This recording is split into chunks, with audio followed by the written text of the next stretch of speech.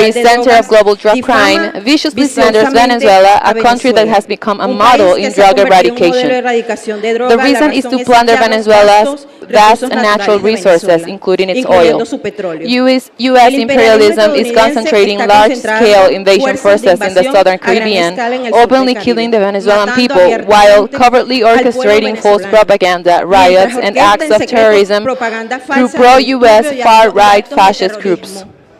a través de grupos fascistas de extrema derecha pro-estadounidense.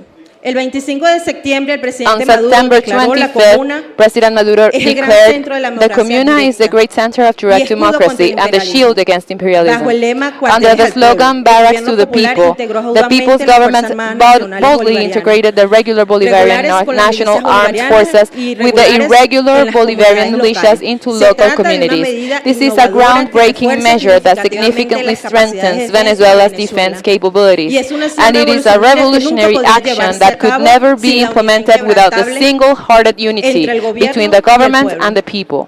Para defender la patria, To defend the 4,5 motherland, millones de personas 4.5 ya million estamos people have alistados already volunteered como for voluntarios, enlistment, y este and número this number sigue continues creciendo. to grow. Esta notable This realidad remarkable demuestra el espíritu reality de demonstrates the independencia anti-U.S. antiestadounidense y independent la spirit voluntad and resuelta the del pueblo resolute venezolano will of frente the a la opresión Venezuelan y la people in the agresión face of imperialist oppression agresión and aggression. imperialista.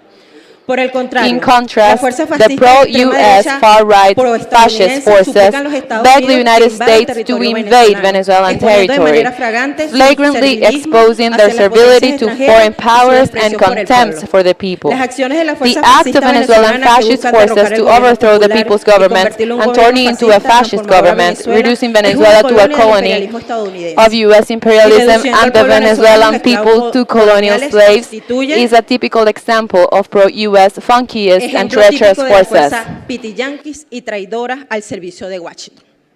El fortalecimiento del gobierno popular Strengthening en the torno a people's las government comunas around the Venezuela communas in constituye Venezuela la fuerza is the motriz most más powerful driving poderosa force y la and muralla the más firme firmest para derrotar al rampant imperialismo y al to fascismo defeating y para avanzar imperialism and victoriosamente en fascism la and for causa victoriously independiente advancing del and pueblo. accomplishing the people's Es la fuerza independent motriz más cause. poderosa y el The Venezuelan baluarte people más firme united para around the derrotar al comunas imperialismo will never be defeated. y al They will fascismo, y para always avanzar triumph. victoriosamente y llevar a cabo la causa independiente del pueblo. El pueblo venezolano unido en torno a las comunas nunca será derrotado, siempre triunfará. Inevitablemente llegará un nuevo A new mundo world en el in que which la humanidad humanity ends acabará imperialism con el and imperialismo y el fascism, fascismo, and where all live in y en peace que and todos happiness, viviremos en happiness paz, as the true masters of y la society felicidad will como inevitably verdaderos amos de come. la sociedad.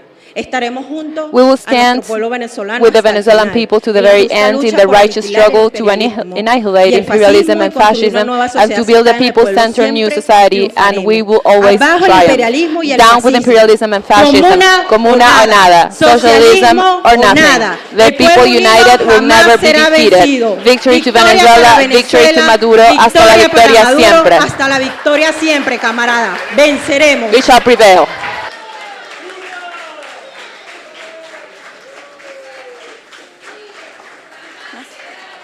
Está al revés. Unido, jamás será.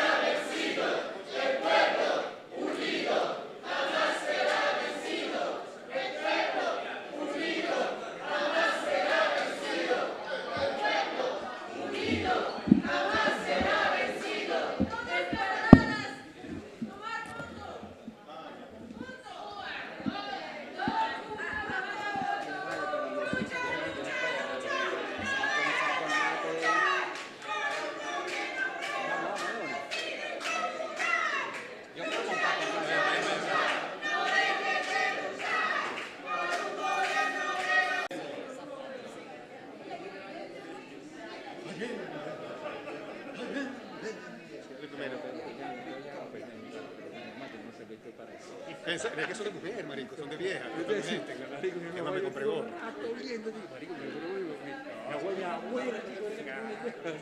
No, no, que yo cuando lo vi, de hecho son de mujer.